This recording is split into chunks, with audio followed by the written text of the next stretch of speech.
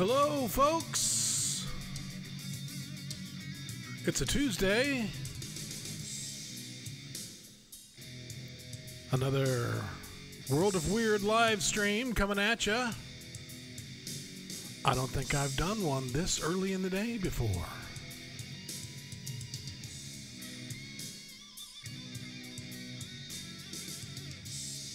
Figured I'd chime in, give you guys some news on the channel.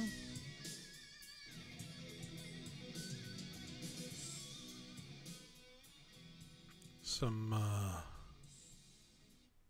YouTube news. YouTube has changed a few things around. Give you guys something to look at while we're talking. YouTube seems to have changed some things around. As some of you might know, we've branched off and started a new channel for A World of Weird podcast. So we kind of started from square one, which is but now it looks like you can only start monetizing your videos until you have 1,000 subscribers and 4,000 hours of content watched, which that makes sense. I mean, a lot of people were just using bots and just making channels willy-nilly left and right, so it was a giant cesspool. But for us little guys, it's tough. It's a tough climb. So until we get 1,000 subscribers, we're not making any money. Thank goodness we're not in it for the money, but it is a driving factor. Everybody likes to be compensated for their time. So we shall not give up. We shall go for 1,000 subscribers. Only 900 more to go. So there's the news on the channel. We're not giving up. We're actually just getting started. Have some really good interviews coming up. Had one canceled due to a medical problem. So we didn't have a guest last Sunday night. But he should be okay this week, hopefully. So, until then, a few things I wanted to talk about.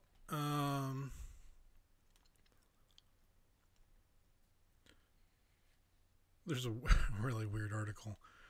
Scientists have built a robot that sweats when it exercises. Why?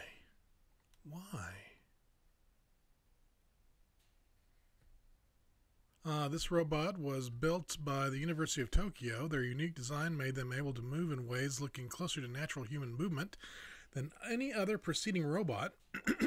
Excuse me.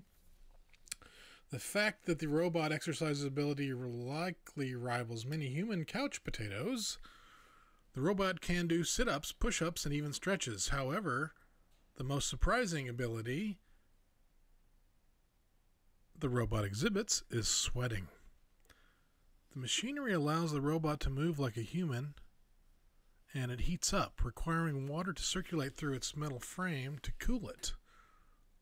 Steam vents through the holes in the skeleton to accomplish the cooling. Wow, interesting. It's not actually sweating, but it is. I guess it is in a way of sweating because it's taking heat off out of the machine itself, kind of like what it does when we sweat. And perhaps counterintuitive that the engineers create two cousin robots to be able to study the human movements in greater detail. But in the long term, these robots could be useful as crash test dummies.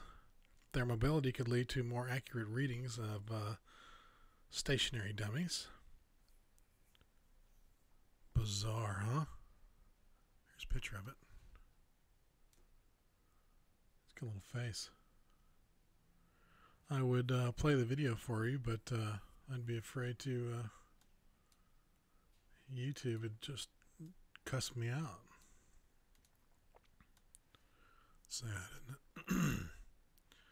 Let's see here. This next article is pretty bizarre as well. Oh, yeah, this is a good one. First ever drone swarm attack has struck Russian military base, sources claim.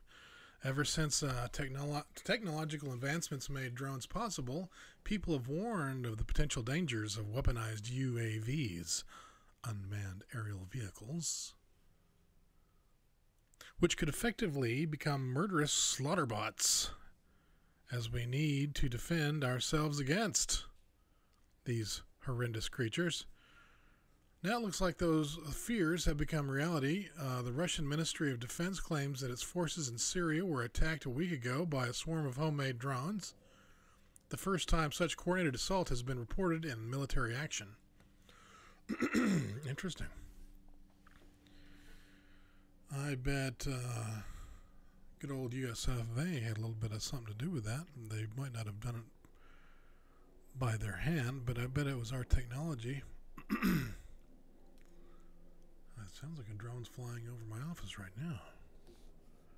They're on to us, guys. As evening fell, the Russian Air Defense Forces detected 13 unidentified small-sized air targets at a significant distance approaching the Russian military base. The ministry said in the statement, 10 assault drones were approaching the Crimean Air Base, and another three, the CSS Point in Tartus. I don't know what the CSS point is, and it doesn't say. 6 of the assault force drones were intercepted by Russian electronic warfare units, with 3 of the UFAs being brought to land outside the base, while the remaining 3 exploded on contact with the ground. Another 7 drones were eliminated by anti-aircraft missiles fired by Russia. Boy, that's an expensive way to kill a drone. Fired by the Russians, with the bases reporting no casualties or damage, the statement explains. If the report is accurate, Russian forces are lucky the attack wasn't worse, because whoever unleashed these drones wasn't fooling around.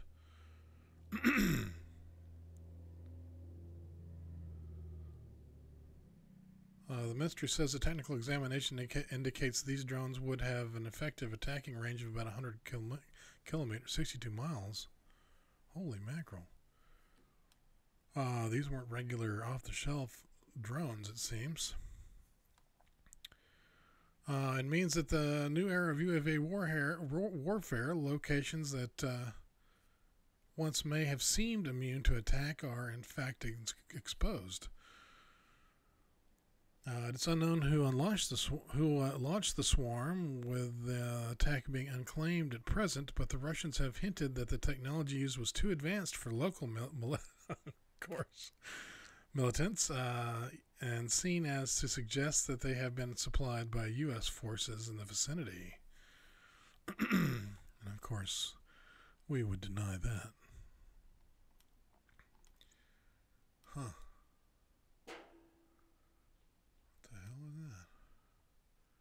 There's a ghost in the office. Ghost live.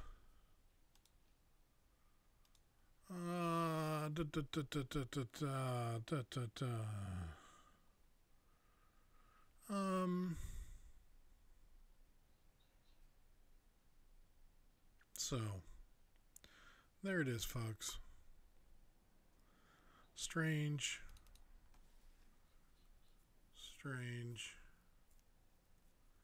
Oh, yeah, let's talk about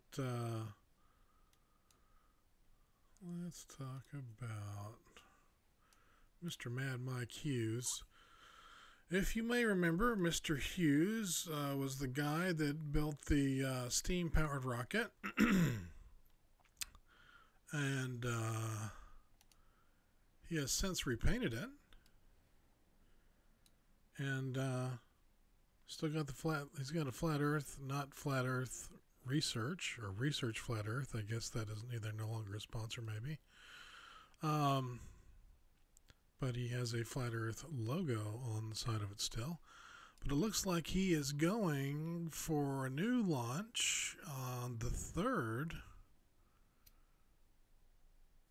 of next month. So we will wish him luck, and we'll definitely be checking out the launch. Hopefully he's putting some money into that parachute and not worrying so much about a paint job. Hope it's not all show and no go, if you know what I mean.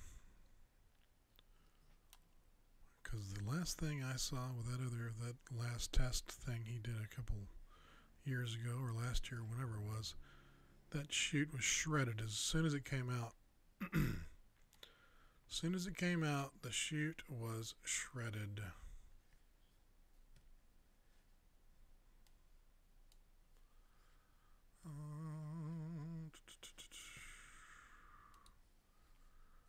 Oh, here's an interesting article on space.com. Sorry about my throat. Weather's changing really weird around here.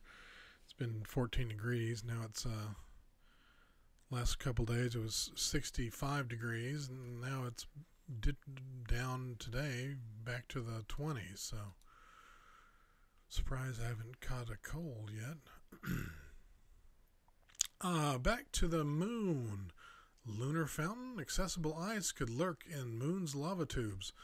The moon has very weird lava tubes all through it. Through its, I guess from its creation, tubes of lava that have flowed down channels underneath the ground and then hardened to make cavernous tubes.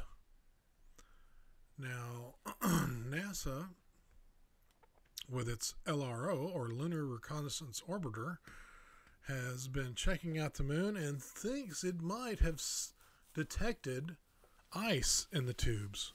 So right beneath the surface, we have frozen ice, frozen water, to be precise. And the high resolution the high resolution images available do not allow the pits to be identified as lava tube skylights with 100% certainty, but we are looking at a good candidates considering simultaneously their size, shape, lighting conditions, and geologic setting. The underground tunnels could also provide access to subsurface ice and, in turn, water. Astronauts would therefore be able to use this water resource during future missions to the moon. That's interesting, because if you got water, guess what you can make out of that? Oxygen and hydrogen by electrolysis, I believe. One positive makes oxygen, next negative makes hydrogen. I think that's the way it goes. I don't remember my science lab experiments as a teenager. Also, the crater is located near side. Let's take a look at it here so you guys can see it. You hear something lurking in the background. It's a cat. What's up, cat? Also, the crater is located on the near side of the moon, which means that it would offer future lunar missions that benefit direct communications with Earth, according to the statement. Oh, well, that's good. Going forward, the researchers plan to further investigate Phalorus crater, to confirm whether or not the pits are lava tube skylights, and if the underground network of tubes actually contains water ice. I thought that was pretty cool. Let's see what's on the front page of space.com.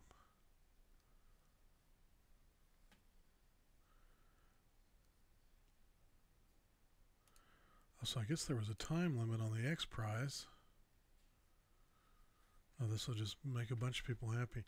Not me. X Prize Google's 30 million moon race ends with no winner. It's official. The $30 million Google Lunar X Prize is no more. After close consultation with 5 finalists, Google Lunar X Prize teams over the past several months have concluded that no team will make a launch attempt to reach the moon by March 31st. Okay. So the deadline was March 31st, 2018. So X Prize founder and chairman Peter Diamandis said in a joint statement today, Marcus Shingles, the organization's CEO, this literal moonshot is hard, and while we did expect a winner by now, due to the difficulties of fundraising, technical and regulatory challenges, the grand prize of $30 million Google Lunar X Prize will be unclaimed, they added.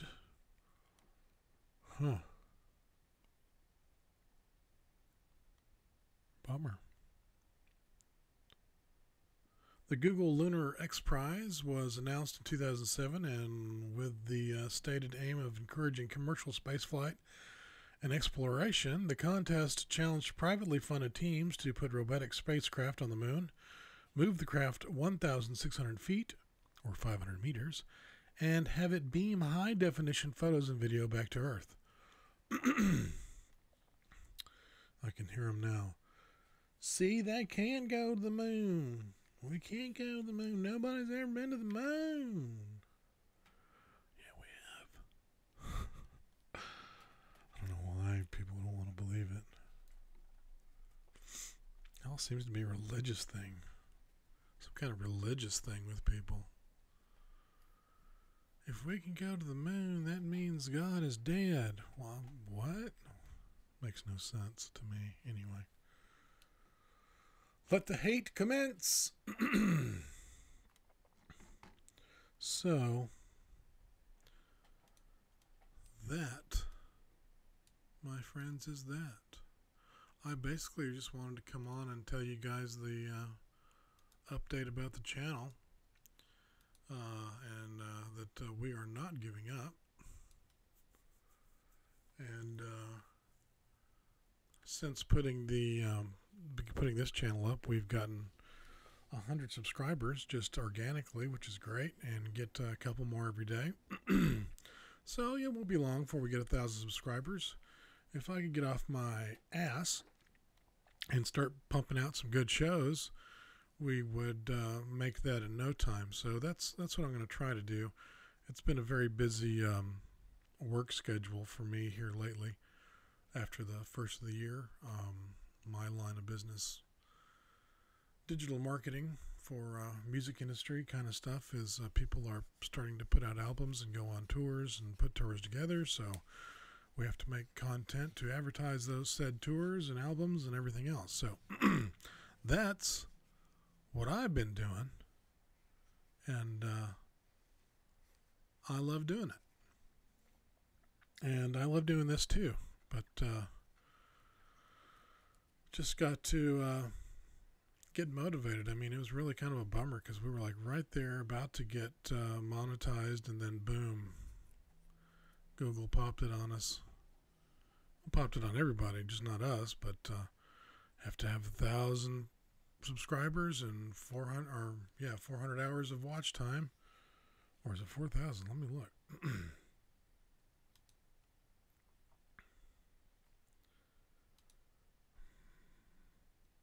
Yeah, 4,000 watch hours and 1,000 subscribers before you can get monetization.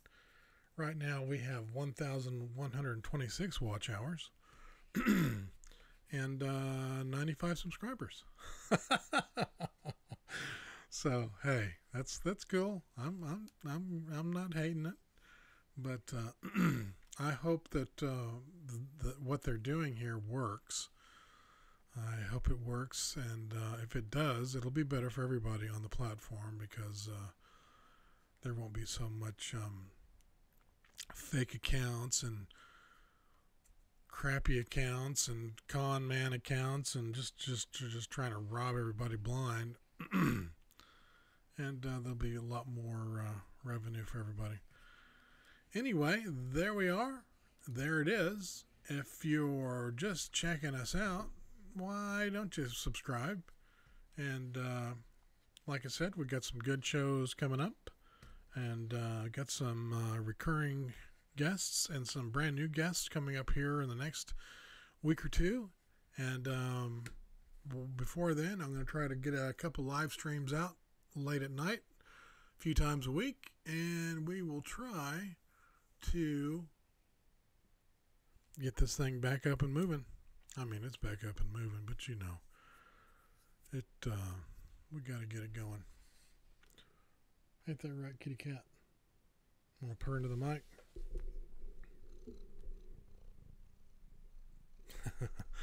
My cat says hello. She's a little black and white cat, and she showed up as a kitten, and she's got the spots like a little Jersey cow, so we named her Minnie Moo, but she's not so mini anymore. Are you, Minnie Moo? Huh? Yep. You are now on YouTube forever. You're a good cat. All right, from me and Minnie Moo here, and a world of weird, we will say goodnight to you.